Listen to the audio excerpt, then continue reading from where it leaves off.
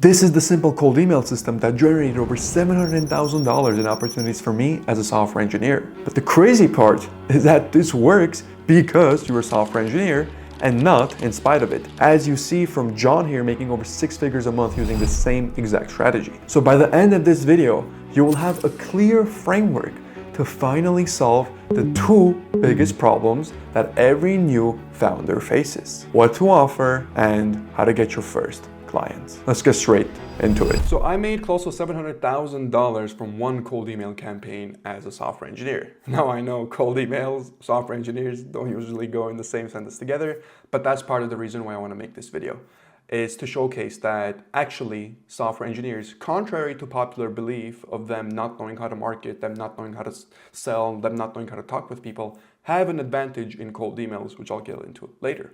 But the cold email campaign that I had a total of about 5,400 leads, so prospects that I was going to reach out to. 9.4 of them gave me a positive reply, 28 of which actually converted into clients. Out of these 28, right, the average that we priced this in at was 25,000, but of course not everybody got sold at 25,000. Some we had to downsell on, some we actually managed to upsell on. Now, in reality, it was slightly over 700,000, but for the sake of example, I'm going to use 700,000. Before we get into the nitty-gritty details, let me first explain who I am in the first place and why you should actually listen to me. So I'm Bago. Now, most of you already probably know that, but those of you who don't, I started off in robotics. That's actually me. I was the simulation and analysis team leader alongside being the team strategist, and we won the regional competition. After which, I went to UCLA for researching the human consciousness. Right? And I didn't attend UCLA as my university. I went to UCSD, but I went to UCLA during the summer to research the human consciousness with a few professors and a few other brilliant folks. After which I went to NASA as an intern, computer engineering intern, for a little over a year. After which, once I was already at UCSD as a computer engineering and electrical engineering student, I landed my first 6-figure job, software engineering consulting, making 6 figures. Within 3 years, I advanced to manager level position and worked for various Fortune 500 companies, as you can see. And where we are today, I run my own, actually, consulting firm, specifically data analytics consulting firm. And in the last month of April, we had our best month to date, taking home about $830,000 in revenue. Now, I say this not to flex, not to show I'm better than you, but rather to showcase that everything I have achieved is a result of a specific system, a structure. And many software engineers have followed the same exact system, same exact structure to get results for themselves. I'm not going to get into this. I said my piece. Let's dive straight into the actual emails. So currently where I'm at with my business, I never have to worry about client acquisition, but that was not always the case. When I first became a tech founder, when I first started business, I had 2 really big concerns. Actually, I only had 2 concerns. First one was, what do I offer? I didn't know what to offer, right? Second one was, somehow, through some miracle, I find out what I'm going to offer, what I'm going to build. How do I get people to buy it? Like, how do I reach out to people? Do I run ads? Yeah, I've heard of ads before, but what is the exact way I acquire clients, right? It was all a little too mumbo jumbo for me, especially as a software engineer. I was never in a position where I saw that in real time, right? It was only after I became a manager that I got a little bit of an inside view into how big firms acquire clients. But I wasn't a big firm. I didn't have a big name behind me. I didn't have a lot of credibility. I was just one dude creating a company. So how was I going to get clients? So this structure that I actually set up that got me to the point today where I'd never have to worry about clients anymore, I spent hundreds of thousands of dollars on it, okay, throughout the past few years. And I did it to perfect this exact structure. And I'm going to give it all to you for literally for free. So this is going to teach you how to achieve the highest ROI, so the highest return on your investment with the least amount of work. Best way I can explain it is think of the Pareto principle, the 80-20 rule.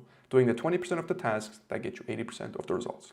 So enough of me yapping. Let's get straight into the actual email campaign. Okay. So right off the bat, it looks like a TikTok comment, right? So no judgment there, but that is for a very good reason. And I'm going to explain exactly why cold email works, and I'm going to break down the entire psychology of what cold email really is. So cold email, if you don't know anything about it, is literally just sending an email out to somebody who does not know who you are, okay? In essence, it sounds completely ridiculous. And when I first started, I thought that cold emails would be useless, right? When I first started, I went and I pitched people in person. I referred to my network. I talked with people close to me. That's how I made my first few $100,000 in a business. But I knew I wanted to scale it, so I had to get into either cold emails or some type of outbound methodology, right, at scale. And when I was thinking of cold emailing, I mean, I remember like my own inbox. If I got any type of email that was quote unquote spam, I would block it and mark them as spam. So I'm like, why in hell would anybody ever open my email? Like they don't know me, so why would they ever open my email? So what I did was the first fundamental mistake, number one mistake that most software engineers will make with regards to cold email, cold outreach in general, I should say. And that is applying the lens with which they view the world to every single person on the planet. So just because I thought that I would never ever get pitched via email and actually quote unquote fall for it, because anytime I get a spam email, I just block them and I send it to spam. I assumed every other person in the world was just like me and they would never ever get sold through email. So initially when I got into it, I was already pessimistic. Okay? So this is the number one mistake. We think we know everything. We apply the lens with which we're looking at the world to every other being. But here's what I can tell you. Cold email is actually one of the 7 wonders of the world because you can get results from it that simply just don't make sense. And it's one of the best exercises you can also do, just in general, sending out cold email campaigns to kind of break down what you believe about the world on a fundamental level. So this email that I sent out, it completely changed everything for me. I mean, prior to this email, I had sent out a bunch of other emails. Some worked, some didn't, but this email shattered everything for me because I had about 5,400 leads and I closed 20 people from that. When I told people that, everybody thought that there's no way you did that because those numbers are insane. And later I found out they are actually really good. So let's break down what the email was about, what I was offering, and let's go from there.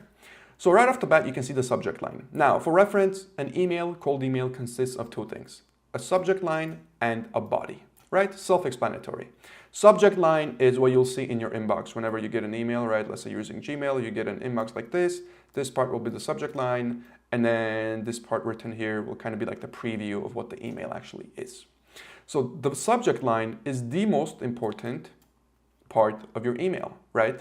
It's what's going to get the person to actually see it and click on it. So if your subject line sucks, right? The rest of the body does not matter because guess what? If they don't like the subject line, they're not going to take a look at the body. So when it comes to the psychology of writing cold email, you have to think of the subject line first and foremost. So the best analogy I can give you is, since most of you are watching this on YouTube, think of why you clicked on this video. The title and the thumbnail, right? So the title and the thumbnail were the subject lines.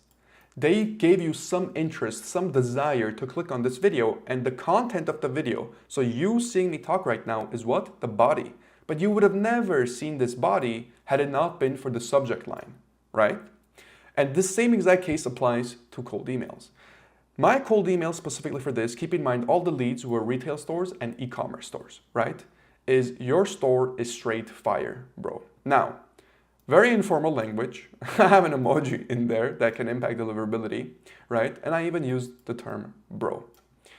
Why did I do this? Well, the email that I was actually sending out, the store owner was a young guy that was 23 years old, and he had kind of like a hip type of clothing brand. So I knew his style. I knew if I sent a formal email, it might not catch his eye. But I knew if I send an email like this, non-professional, informal, very friendly, casual conversation, he probably hasn't gotten something like this before. But why do I care about that? Well, this is why. If he opens up his email every single day, but if he gets a bunch, thousands of emails, right? And every single, let's say, subject line reads the same language, right? Same tonality, same formality. And then all of a sudden, he sees your store. It's like, oh, what the heck, right? So he'll kind of pay attention to like, wait a minute, what is that? And then he'll click it. He'll click it because he's already interested, right? I caught him, I hooked him, kind of like a fish, right? I threw the bait, in this case it was a subject line, and I hooked him. But why did the subject line work? Because it was personalized to him, okay? So this is the number one kind of secret, I guess if you can call it that, to cold emails or any type of outreach. It's personalization. The reason you and I hated cold emails, I should say the reason you hate cold emails and I used to hate cold emails is because it did not feel personal to me. It felt like somebody just blasted a big email campaign and I got it and I wasn't sometimes even part of the ICP, part of the actual client that they wanted, right? So I got mad and I just instantly blocked them. So the number one secret is personalization. Number one thing is personalization, but not in the way you think it is, okay? The reason we want to personalize is we want to showcase that we spent time and energy into the individual in question, okay? We spent time researching about them. We spent our energy understanding them to tailor a message to them. Think of it as a gift. If you were to gift somebody, let's say you're doing Secret Santa or you're sending somebody a Christmas present, right? A personalized gift is going to give a better view of yourself, right? People will like you more if you personalize their gift. Why? Because they feel like, okay, this person knows me on a more intimate level. This person listens to me. This person cares about me. This person spent time to understand, spent time to go the extra mile to make it personalized, right? To make the gift personalized.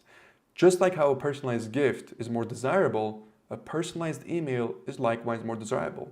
So a cold email can actually go from a negative, right? Most people don't want to get cold emails, to a positive if they see that it's actually personalized to them. So even myself, when people send me cold emails, right? Because I get about thousands across both YouTube as well as my business of people pitching me different stuff, be it video editing services, be it thumbnail editors, whatever the case, right? Thumbnail designers, I should say.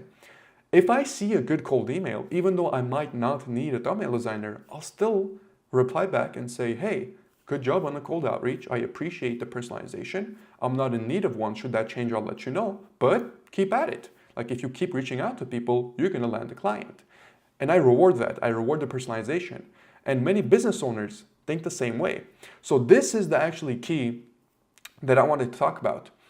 Whenever you're reaching out to B2B, right? Whenever you're going to reach out to business owners, especially as a software engineer who might already have a negative connotation of outreach in general, right?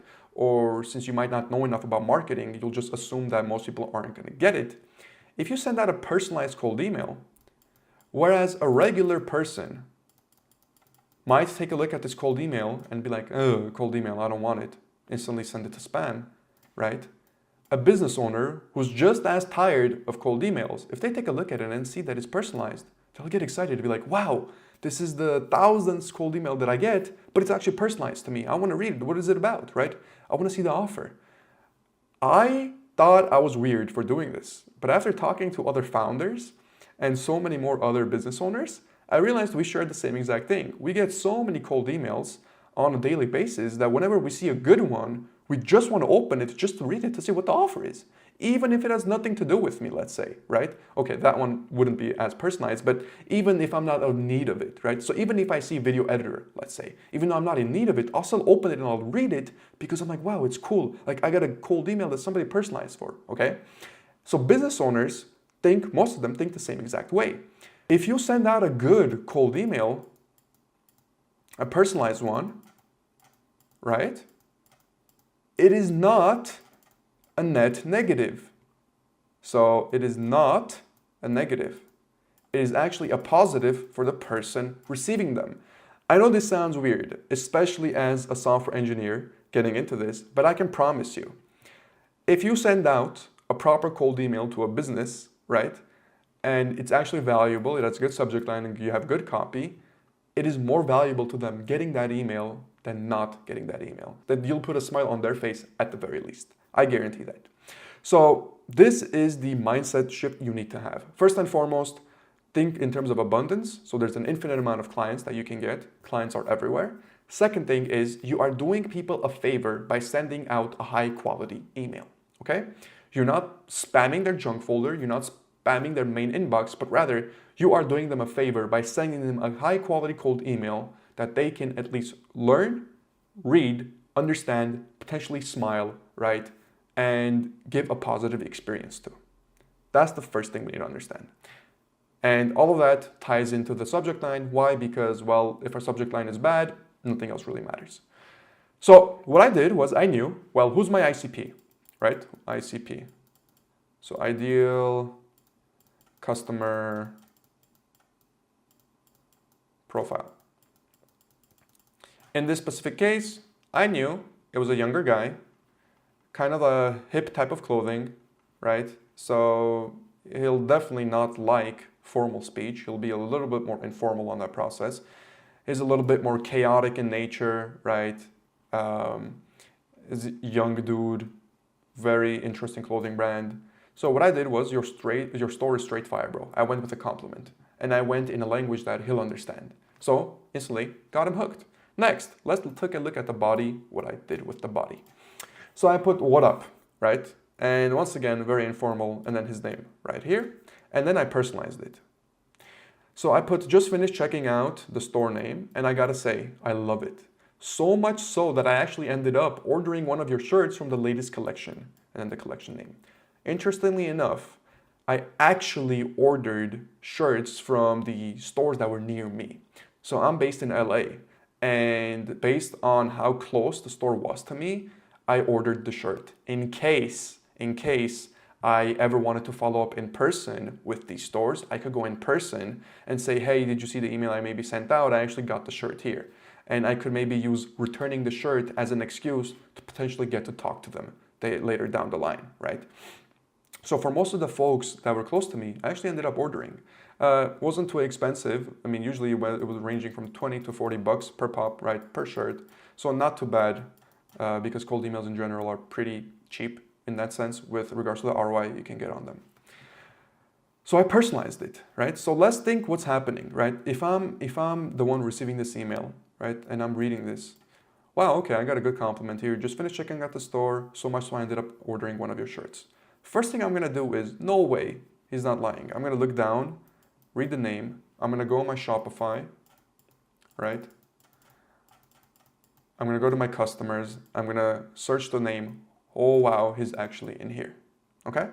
Now, for the ones that I didn't order the shirt, right, this wouldn't make sense for them. So that's why you would have to change it in this specific case. For me, I actually didn't end up changing it later, and it was interesting some of the replies that I got that said, oh, you didn't order the shirt or something like that. I ordered the shirt and I will send them a screenshot of just did, right? So that's another way I got out of it, but I'll get into that later. And then what I did is I gave them a reason why I'm reaching out to them. So cold email, keep in mind, you're a stranger. They don't know who you are. They don't know what you want from them, right? So what you want to do is first compliment them, disarm them. Let them let you into their world, okay? Kind of express that it's safe, it's trustworthy. Let me in. They let you into their world, and then what you do is you personalize it to them, knowing that, okay, he did this specifically for me, right? Especially if he ordered the shirt, that's next level, right? So he's paying attention, he or she's paying attention to this. Next thing, anyways, I wanted to drop you this email because after seeing your products, I'm confident I can boost your conversion rate by at least 30% in the next few months, or you don't pay. For reference, we are a data analytics company. So what we do is we analyze data and we help companies grow, depending on essentially the biggest ROI move we can make based on what their data says. For most e-commerce stores, that will be conversion rates on their landing pages, especially if they're running a bunch of ads or a bunch of traffic to their main landing page, right? We can come in and increase the conversion rate, be it by changing copy, be it by A/B testing, split testing, multiple things, even simple images or graphics like that.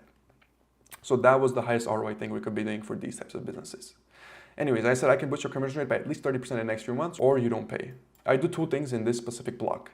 I give my why I'm reaching out, and also I introduce a risk reversal.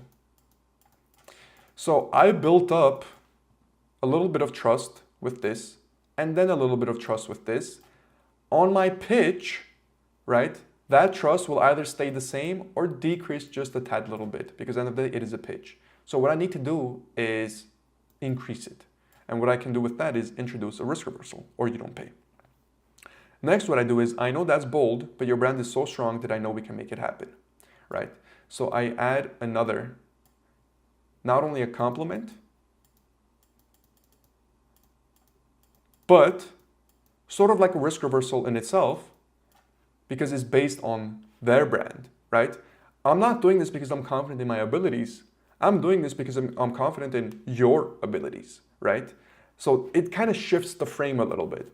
You'll notice that the email itself is very long, right? Usually you want to have about 100 to 200 100 to 200 words for a cold email.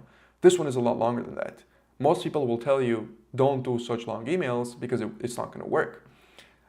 I have found that if you personalize it, it actually does work, and this is a perfect proof of it. So, and then I do, but to show you I'm different from the 20th pitch you received today and justify how I can make such a crazy claim. So what I do is I let them know that they've probably received such pitches before, right? And now what I'm gonna do is add more proof as to how I'm gonna justify making such a crazy claim. I put together a custom CRO plan for your store that can help you skyrocket sales without spending more on ads or overhauling your site. So this free value. Just then instantly, I give him free value, okay? What does this mean? Well, first and foremost, this raises my credibility. Shows that I know what I'm talking about, okay? Second thing it does, I have spent time and energy into making this specific thing for him, okay? It activates the reciprocity rule. Because I did something nice for him, because I gave him something, he is now sort of as the right thing to do. It activates where he's supposed to do something back for me. So at the very least, if he actually reads this email and clicks on that link, I know I'm going to get at least a response back. Okay, I'm interested, I'm not interested. But at least I activate this reciprocity rule. I also add credibility, which lowers the risk from his end, right? Now, this was before Google was really strict on sending links as the first email. Back then, it didn't impact your deliverability nearly as much as it does now, so I would not recommend sending out a link anymore. But what I would do is you would just say, I recorded a quick limb going over it, let me know if you want it, right? And then send it over as a follow-up when they respond. But I would attach the Loom video here, and in the Loom video, it would be an actual CRO plan presentation that I would do for that specific brand. Now, what did it consist of? Well, I was on a landing page, right? And I would do various things. So I would check speed score. I would check the speed score of the website, see if there were anything from a software perspective that I can optimize, right? To increase the speed score of the website. Anything that we can compress, any images, any JavaScript, any scripts in general that we can optimize to make the website load a little bit faster. Outside of that, I would focus on copy. Copy and content in itself, see if there's any ways I can improve either the copywriting to sell more, or maybe the quality of the images, or whatever the case, right? Any shape or form, depending on the data that I see, I can improve the conversion rate, okay? And what I do then is add a testimonial. Oh, if you're wondering if I got any proof, I recently helped another client increase their conversion rate by 45%, so more than the 30 that I initially stated here, so they know this is a conservative estimate, boosting monthly revenue from 50,000 to 100,000 in just 3 months, so there's that. So another credibility, and risk reversal. And then we'll love to chat with you about this some more over a quick Google Meets call. Let me know if you're free for a one in the next few days. And then we do a call to action, a CTA. Now, is this email perfect? Far from it, okay? There's a lot of small little things you can nitpick here. But that is what's so cool about cold emails in general. And this is why us as software engineers have an overwhelming advantage in cold emails once we actually understand what they're all about. So there is no such thing as a perfect cold email.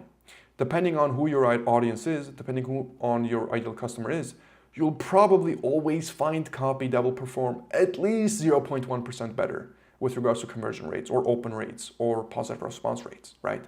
But what's so cool about being a software engineer is we think in terms of pseudocode, right? So there's probably an easier way of doing this, but I mean, it's not too bad. It's pretty satisfying watching all of this get erased from your screen, my assumption is. So software engineers, we have what's called pseudocode, right? So before we get into any type of code, we do pseudocode. Now, I don't know if most of you are still going to do this because of AI and vibe coding, but it's still the same exact pattern. Before we dive into anything, we break it down system by system first.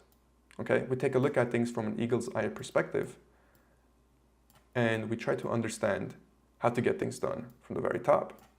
So when we break it down into these little subcategories, right, and try to understand how everything fits together, we learn something very interesting about cold emails. End of the day, all cold emails really are, for us software engineers, are leverage. Let me explain. So you send a cold email out to a potential prospect who might need your services because you've done your research, you know who they are, you know what pain points they might have. What's different from a regular person sending a cold email versus how a software engineer is, whenever a software engineer sends a cold email, they're going to take a look at this 10 times over and make sure that it's perfect. Okay? They're going to try their best at every single point to see, what can I optimize? Okay, what can I make better? What can I cut down on? What can I improve? It's just how a software engineer thinks, right? We had our complexities, for our time complexities, right? We want to get it to be as efficient as possible. So the thing that I've observed when it comes to, let's say, regular copywriters writing email or just regular people writing email versus software engineers is, if we have a draft that we've made, a software engineer will most likely do a second and a third draft and try to always nitpick something and make it better and better and better. Kind of like a perfectionist type of thing. In everything else, this hinders them. But in cold emails, I have found that this perfectionist mentality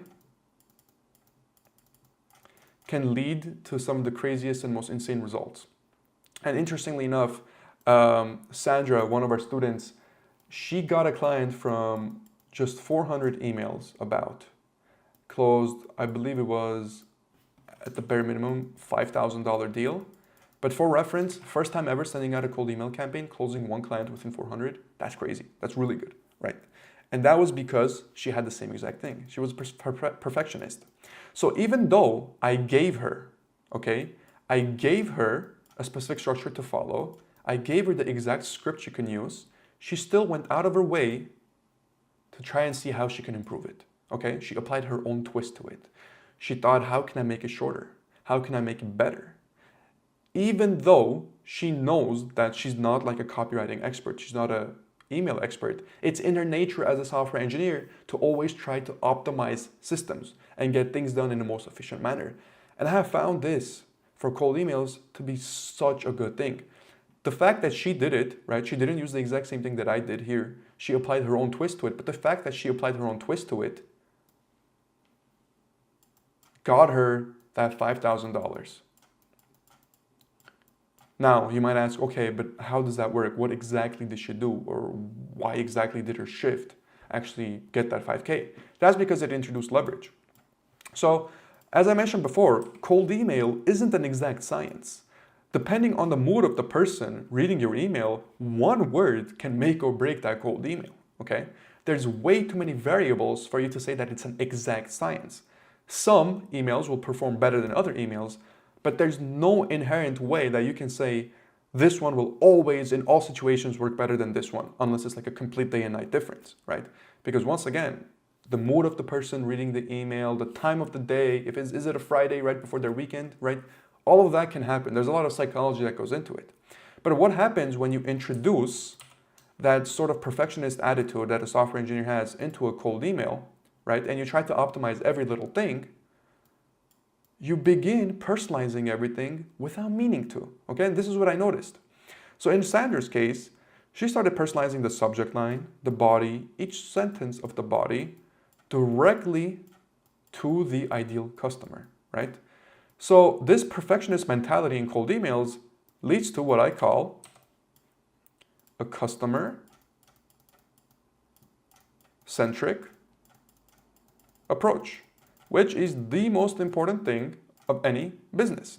So a regular copywriter or a regular person that's writing an email might just focus on, let's say, persuasive writing, or I don't know, making the offer sound as good as possible, but more about me, my business, as opposed to the customer. When I've seen software engineers try to become perfectionists and really make this pitch as good as possible, they have in their mind, okay, it's about the customer, it's about the client. How can I make this perfect? Like, how can I make it so when they read it, they like it? And I'm sure many of you that are watching this have probably felt this yourself if you've ever tried outreach. You spend a lot longer on outreach than a regular person, okay? You spend a lot longer on the message that you craft and the way that you craft it, and you tend to overthink a lot. And I'm telling you, in many cases, that would be a weakness. In this specific case, especially when it comes to cold emails, I have found it to be the strength. And that's exactly how I as well found my own winning campaigns, is because I would take, let's say, a template that worked for other people, and I would spend so much time on it, try to reiterate, try to make it as perfect as possible, that I would come up with something of my own completely, right? And nobody had ever seen it before. When I would send it out, that's why these had such high open rates and positive response rates, is because nobody had seen it before, right? It was only I started making videos on it and people started copying it that this kind of style became popular. But nevertheless, that perfectionist attitude that a software engineer has with regards to optimizing every system, every software, that applies directly to the cold emails, and it leads them to a customer-centric approach, which makes the cold emails that much better. So as sort of to wrap everything up, right? Cold emails, what is it about? Well, you're reaching out to somebody you don't know, a stranger. What do you need to get the stranger to do? You need to get the stranger to trust you. Okay? The stranger needs to trust you. After the stranger trusts you, what else does the stranger need to know? Well, the stranger needs to know that you can help them. So, the why. How does a stranger know you can help them? Well, by showing that you understand them. You understand their pain, right? And what is the best way of showing a stranger that you have a solution? Well, a testimonial. An unfalsifiable fact that you have helped somebody else get the same exact result that the other person desires. And if they're in the same ICP, they're in a similar situation, that's perfect. And then what you want to do is give them a call to action. Tell them what to do next and lead them to whatever it is that you're going to do. But that's really the essence of cold email. All it really is, it's human psychology. And us as software engineers have that little bit of an edge over other people when it comes to crafting cold emails due to our nature, always trying to be perfectionists, always trying to optimize things, always trying to make things run as efficiently as possible. I found that in many other things it might hinder us, but at least in this one specific thing, when it comes to outreach, specifically cold emails, I have found that it actually helps us. It helps us create very unique variations, very unique outreach messages that aren't really seen anywhere else. And when people read them, it truly is unique, like one of one. They haven't seen it before. They haven't seen that style before. And you get very positive responses. From the people that have generally sent out all the emails from my students, I have noticed the same exact thing. All of them apply their own twist to it. All of them apply their own unique little kind of optimization thing to. And it turns into something beautiful. It turns into something where people have never seen before. It's a novelty, right? And they can respect it. So with that, enough of my yapping. Hopefully you enjoyed the video. I didn't get into the technical details as to how you can do this, right? How do you send out mass emails at scale? That's because I was more so explaining the psychology behind it and the actual overview of it. But if you do want me to get into the technical details, please let me know in the comments below and I'll make an entire video talking about the specific technical details, what tools to use, what software, and all the shebang. As always, thank you so much for watching and have a good one.